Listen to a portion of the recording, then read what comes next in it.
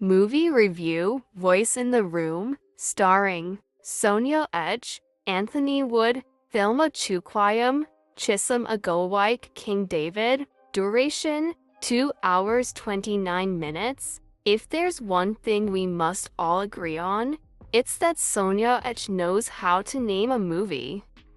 Voice in the Room is not just a title, it's a quiet call that turns into a storm. It draws you in, stirs your curiosity, and by the end, leaves you deep in thought. Sonia isn't just growing, she's evolving.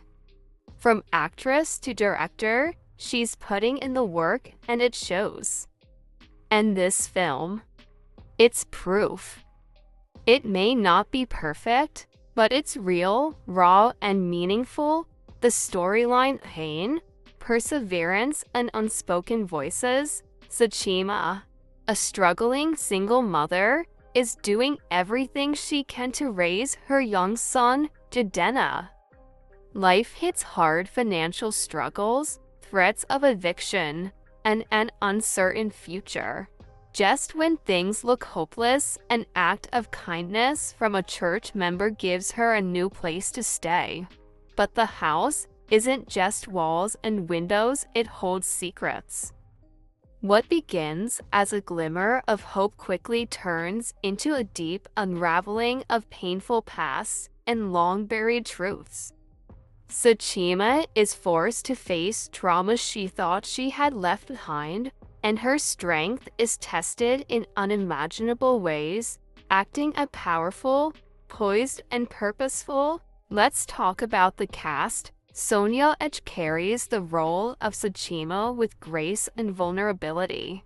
Anthony Woode and Thelma Chukwayam give solid, believable performances.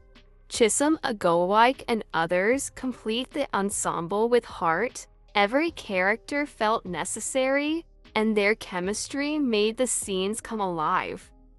No one felt out of place. Where the film struggled, though the film had heart, a few things stood out. 1.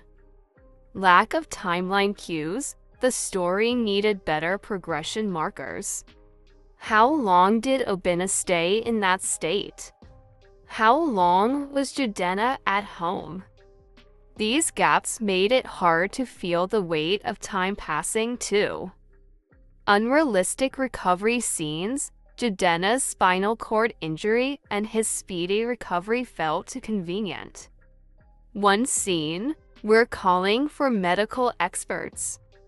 The next, he's sitting up like nothing happened. No therapy, no struggle. That needed more depth. 3.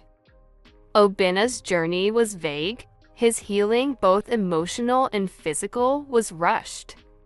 Therapy wasn't mentioned, yet his transformation felt too smooth for someone that broken and depressed. Obinna suffered from schizophrenia alongside drug abuse, which appeared to trigger drug-induced mania and depression. Given the complexity of his mental health, it wasn't realistic to expect a quick or linear healing arc. However, the film could have benefited from showing more emotional weight or support around his condition, even if not a full recovery journey, at least a nod to what healing could look like. It felt like his transformation was brushed over too easily, considering the seriousness of his struggles. Suffered from schizophrenia alongside drug abuse, which appeared to trigger drug-induced mania and depression. It felt like his transformation was brushed over too easily, considering the seriousness of his struggles. 4.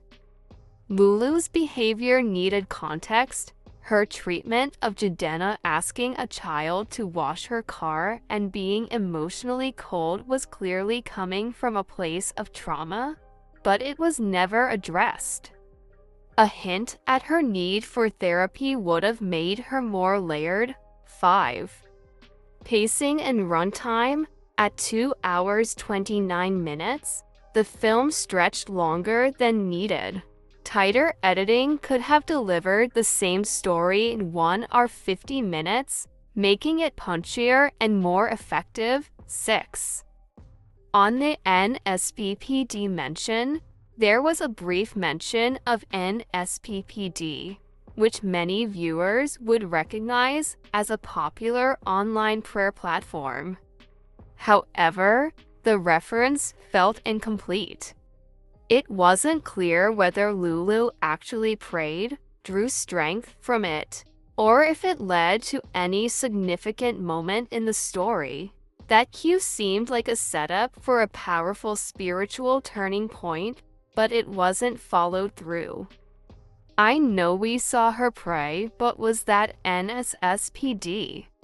What the movie got right. 1. No forced romance. Sonia chose depth over clicks. The story wasn't wrapped up in a love story, thank goodness.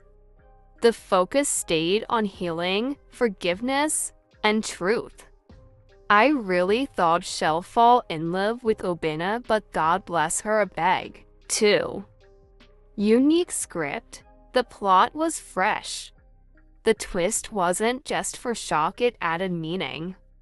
It forced viewers to sit with discomfort and rethink assumptions. 3. Emotional payoff. Despite its flaws, the ending was beautiful. It left me satisfied and inspired. Lessons we can learn. 1. Pain has a voice, and sometimes it echoes in the quietest rooms. Listen to the silences, they often say the most. 2. Single mothers are warriors, as Achima's resilience is a reminder of the strength many carry every day in silence. 3. Everyone needs help, even those who act tough or cruel. Pain expresses itself in strange ways, and therapy isn't just a luxury, it's a necessity. 4. Actions have consequences. Be careful of the seeds you sow. Final words. Voice in the room isn't perfect, but it doesn't have to be.